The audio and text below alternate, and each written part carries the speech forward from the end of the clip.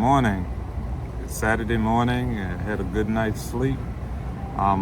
Gave you a little bit of what happened yesterday. It wasn't anything bad, but I'm just glad things worked out the way they did. We're going to start out with, let me start with my flight from home in Louisiana. Got to the airport shortly before 8 and checked in. The flight wasn't supposed to leave until 10 o'clock. But we couldn't leave because there was some heavy fog at the airport. They finally announced that the incoming plane was circling the city. So it was kind of odd, knowing that the plane you're waiting on is actually outside. It's just up there circling. But it couldn't get in because of the fog. They diverted the plane to Jackson, Mississippi to refuel.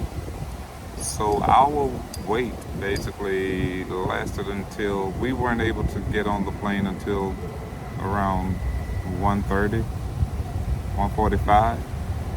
So we had a good wait there at the airport. A lot of people had to reschedule, and because they were going to miss their connecting flights.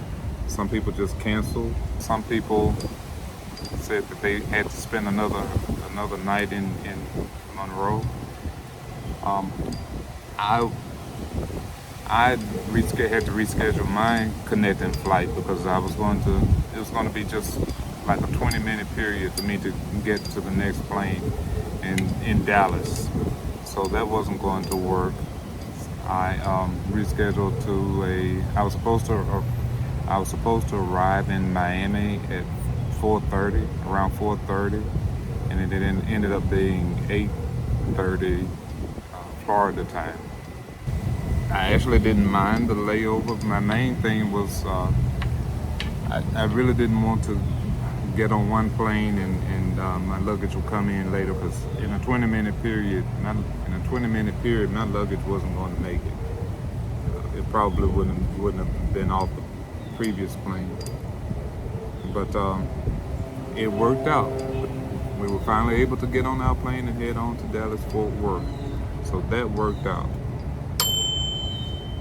The next segment in Dallas-Fort Worth went well.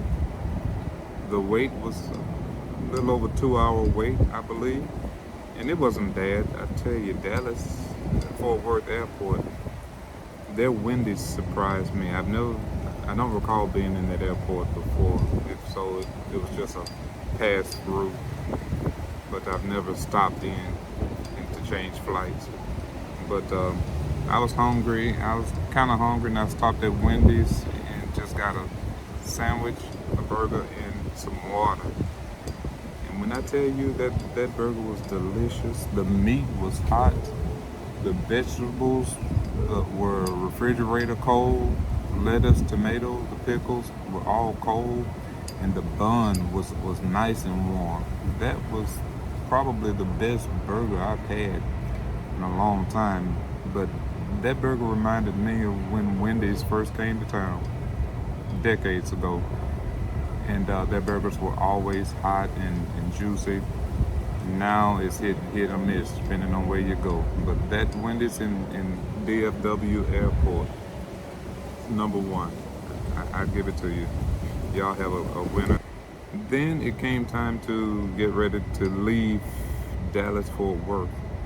And I looked in the app and I saw where my luggage was sent to another plane. And I was at a different gate, and I talked to an agent there at the airport, and he said that plane is leaving out where my luggage was. He said that plane is leaving out about an hour before you, going to the same place, going to Miami. It's just going to get there before you do. And what could I do? So I just prepared myself to try to catch up with my luggage when I got to Miami. So I got on the plane. Still, the app was still showing that my luggage was with that other plane. And after a while, it showed that it was waiting for departure.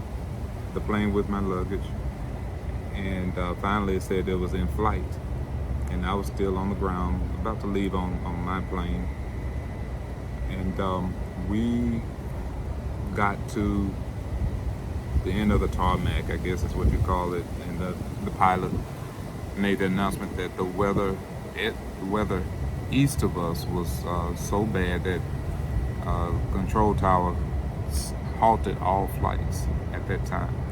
So we were like, another delay, and I just remained cool. What could I do? What could I do? And the weather, it was raining pretty badly. It had gotten so dark with dark clouds at the airport. I mean, it looked bad. The clouds were low and dark, and it was pouring down. So I can see where they had to be cautious. But the pilot said they were waiting for ground control to figure out a way to reroute the plane so they wouldn't have to go through that storm. So we just waited for that, maybe about 15, 20 minutes. And I checked the app again, and for my luggage, it said my luggage was on the same plane as I was. And I was like, what? You know, what's up with this? And I checked my AirTag app, and it said that my luggage was with me.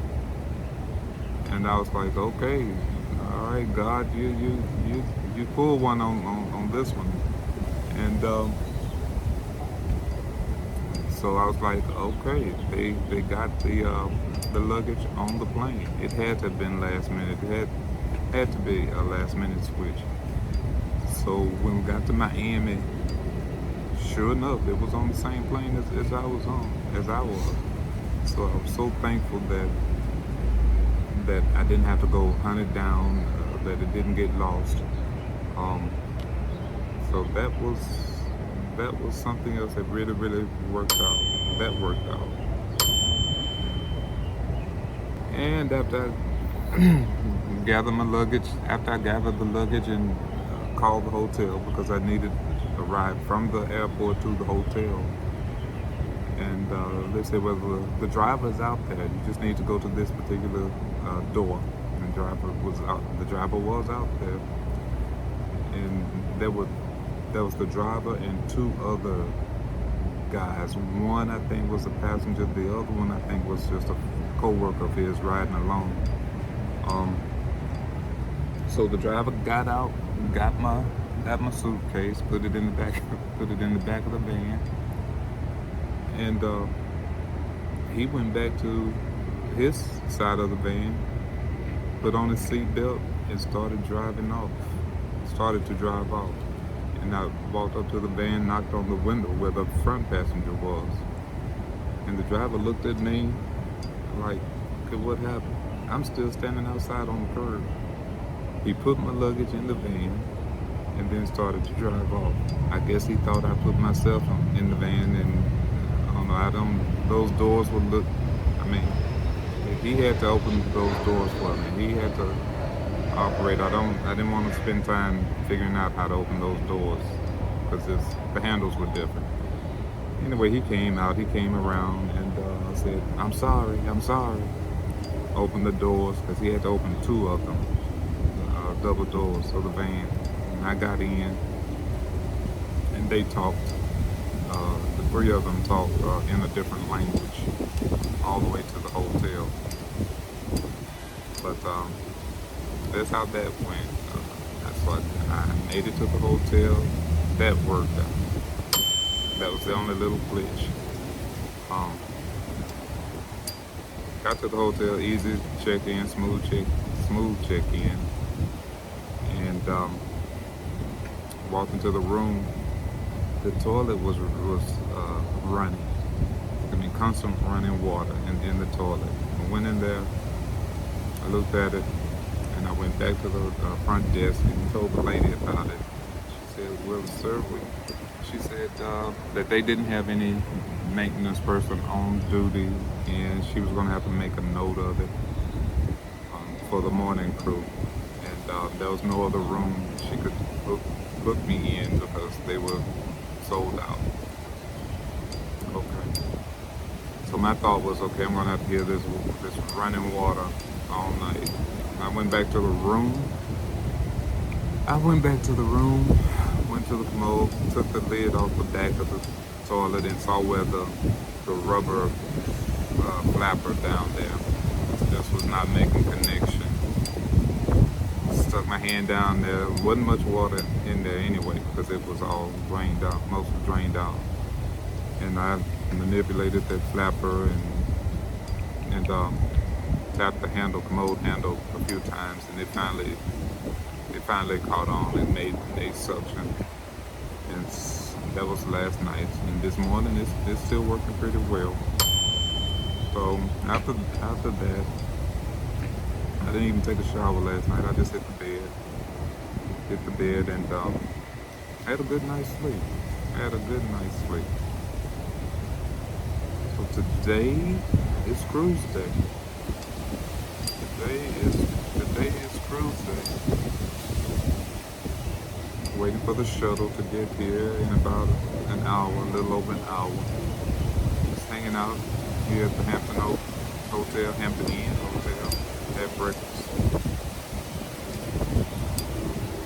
I was surprised as I was coming in to the hotel last night how expansive the property is of Miami International Airport. That is a huge property. When we got off the property in the hotel shuttle and got on the highway, we drove a few miles. And I was still looking over there to the side and still saw the airport going on and on and on. That's probably the largest airport I've ever seen. Probably some bigger than that, I'm sure. But I would think. But it's the largest one that I've seen. It's pretty breezy out here. Not too warm. It's comfortable. It's Florida. So I'll catch up with you later. Thank you for hearing my stories about my travels, my travel day events, because it was an eventful day.